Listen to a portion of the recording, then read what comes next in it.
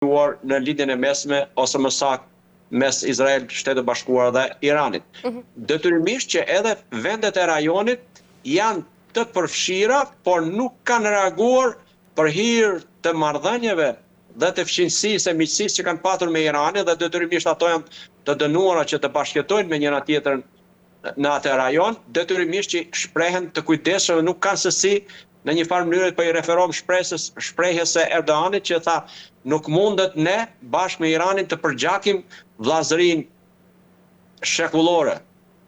E qartë. Zoti Prenga, nga ana tjetër mendoni se po e përdor Irani fushën e tij raketore ndoshta si një kartë negociuese në skenën globale, pasi historia ka treguar se shpesh kapacitetet ushtarake përdoren ndoshta si një mjet ndikimi politik, por edhe diplomatik. Jo vetëm kapacitetet, po çdo mundësi që ka shteti për të ulur në tavolinë dhe për të realizuar synimet e veta, quhen dhe përdoren si mjete presione, dhe cili do vend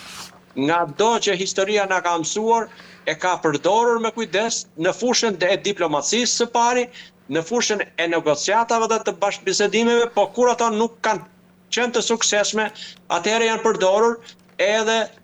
nëpërmjet asaj që quhet luftë ose konflikt, me saktë realizimi i qëllimeve politike, por tashmë jo me bisedime, por nëpërmjet dhunës ushtarake. Pra me mjetet të tjera siç Clausewitz e pa të përcaktuar. Qartë, nga ana tjetër ultimatumi i vendosur nga presidenti i SBA-s Donald Trump zoti Prenga ndaj Iranit brenda 48 orëve për hapjen e ngushticës së Hormuzit tregon nga një anë presion maksimal në një afat të shkurtër. Mendoni se kjo është një strategji realiste apo thjesht nga ana tjetër kemi një lojë të rrezikshme të presionit politik? Unë do thosha që analizën më të saktë edhe perfekte, të paktën deri tani që unë kam patur mundësi të njoh, është analiza që i ka bërë me një letër të hapur që është drejtuar popullit amerikan ish presidenti i Shteteve të Bashkuara të Amerikës në 2 mandate Bill Clinton. Analiza më e saktë, më e detajuar, duke marrë edhe skenaret e mundshëm, i e ka bërë dhe unë do tashmë ai vendim është marrë, por mënyra se si është marrë, mënyra se si paraqitet e njihet opinioni publik, i gjerë publik, dhe efektet që mund të ketë në të treja skenaret që ai përcakton, fatkeqësisht Shtetet e Bashkuara të Amerikës në arenën ndërkombëtare, jo drejt për së drejti në përplasje, do dalin të humbur. Kështu që ultimatumet të tilla do thosha kanë nganjëherë më shumë efekt negativ se sa pozitiv. Menjëherë pas deklaratës që bëri presidenti i Shtetit Bashkuar të Amerikës zoti Trump, ka dalë presidenti i Iranit dhe tha që ngushtica e Hormuzit është e hapur për të gjithë miqt, është jo funksionale vetëm për armiqt e Iranit. Ktu nënkuptonte që çdo gjë mund të kalojë, por duke bashkëpunuar me Iranin për të përcaktuar rrugët dhe drejtimet e lëvizjes së anijeve tregtare për të kaluar pa qenë nën rrezik dhe të goditura. Tu bëhet fjalë që edhe ato mina ujore që Irani ka vendosur, por edhe gjithë arsenali tjetër që ka në xhir në pjesën lindore të ngushticës, i ka të kontrolluara dhe çdo gjë duhet mbajtur në bashkëpunim me Iranin. Ata përfitojnë prej kësaj, detyrimisht që përveç detyrimit për të ulur në bisedime, por edhe për të parë që fuqinë ose kapacitetin për të ruajtur apo për të lejuar transportin e ka Irani, natyrisht u bëhet fjalë pastaj edhe për aspekt ekonomik, që ka një taksë për kalimin në këtë ngushticë. Për të marrë sigurinë, do paguash një taksë. Pra, do të them që ajo nuk është 100% e bllokuar. Pavarësisht rënies së sasisë së transportit, të anijeve të transportit, nga kur ka qenë situata para se fillonte konflikti ose operacioni luftarak me periudhën e tanishme. Përsëri ka dhe ka patur çdo kohë, pavarësisht se janë edhe goditur disa anije kur ato nuk kanë zbatuar rregullat që Irani ka vendosur. Detyrimisht që si pjesën kontrollit ajror dhe atë detar, edhe mbi Iran në përqindje të lartë e kanë Shtetet e Bashkuara të Amerikës dhe Izraeli, por kjo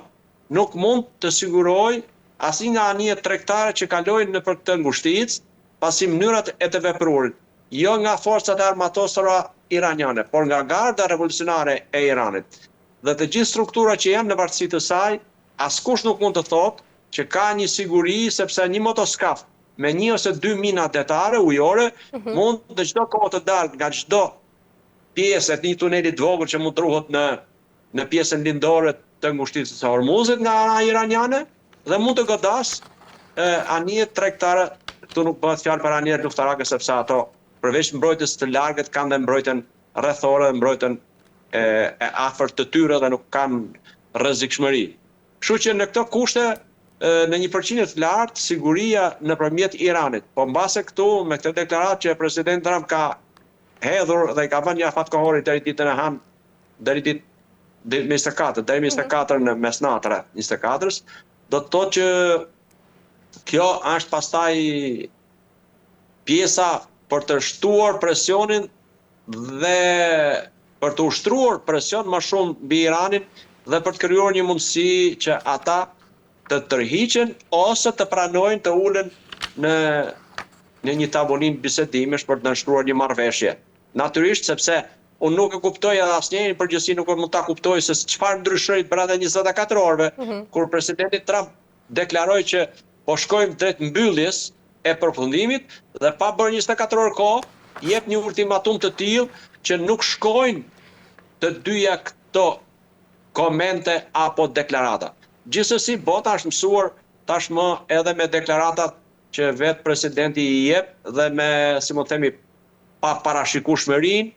e qëndrimeve të deklaratave që ai mban. Zoti Prenga, nga ana tjetër, sa të përgatitur janë aleatët për një operacion të shpejtë dhe efektiv në këtë zonë të tensionuar siç është ngushtica e Hormuzit? Unë besoj që deri tani nuk do të arrihet në pjesën e bashkimit të pjesës tjetër të aleancës me Shtetet e Bashkuara dhe Izraelin për të bërë pjesë reale në konflikt. Ato 6 vendet e NATO-s që kanë bërë një deklaratë, kanë nënshkruar një deklaratë, ata mendoj se do të jetë faza e dytë në të cilën ata mund të futen për të siguruar ngushticën e Hormuzit. Pra pa prezencën në Shtetet e Bashkuara të Amerikës, me që nuk kanë marrë pjesë drejt për së drejti, kjo mund të jetë mënyra që do të takoj bisedimeve kur tulen diplomatike dhe kush do ta kontrollojë dhe si do të realizohet kontrolli dhe siguria e lëvizjes së anijeve të transportit dhe jo vetëm në xhirin në ngushticën e Hormuzit. Dhe kjo besoj do të jetë faza e dytë. Nuk besoj që do të futen këto vende drejt për së drejti në goditje apo në operacione luftarake, qoftë në xhirin e Hormuzit e aq më keq në thellësitë e Iranit. Sa e shndrueshme është, zoti Prenga, ekonomia globale në një situatë të tillë? Është tepër e vështirë dhe ata ekonomistët apo analistët apo si më themi shkencëtarët që kanë bërë çdo lloj analize për të parashikuar, është tepër e vështirë që të mund të parashikosh në detaje se çfarë mund të ndodhë në një goditje të tillë dhe në një zgjatje të këtij operacioni luftarak apo konflikti mes Shtetit Bashkuar të Amerikës, Izraelit dhe Iranit. Aty tashmë dihet se çfarë kapaciteti ka për botën energjia, siç është ajo me nëmjet naftës, gazet dhe shumë në produkteve të tjera. Gjithçka është e lidhur mendoj unë dhe po qëse do të zgjase, parashikohet që të mund shkojë situata më e vështirë se sa në vitet 70, kur tashmë ajo ka ngelur në analet e historisë si kriza më e rëndë që ka kaluar bota. Po qëse zgjat, do thosha që duke marrë për bazë mendimet e ekspertëve, të analistëve, të ekonomistëve, do thosha që mund vej edhe më e keq situata se sa në vitet 70. Pasi gjithçka, në mënyrë të drejtë për drejtë apo indirekte, tashmë i ka dhënë efektet, do thosha, në të gjitha kontinentet, për sa i përket rritjes së çmimeve në mënyrë galopante. Nëse mendojmë para fillimit të krizës ka qenë $54 një barel naftë, sot ka me vajti kapi 114 në radhë 97, po është mi thënë rreth 100-s, do të thotë më shumë se sa i 100% rritja. E qartë. Mirë, zoti Prenga, për të mbyllur, ndërkaq mendoni se ka ndonjë plan real për të parandaluar të gjithë eskalimin e një konflikti që mund të ketë nga ana tjetër dhe pasojë globale? Unë mendoj se plane ka, por vështirësia dhe problematika e komplikacioni që ndron në atë se sa do të jenë të aftë për të zbatuar këto plane sipas atyre që kanë menduar dhe kanë planizuar përpara se të fillonte operacioni luftarak. Është e vështirë për të thënë, se sa ato do të zbatohen. Pasi situatat ndryshojnë aq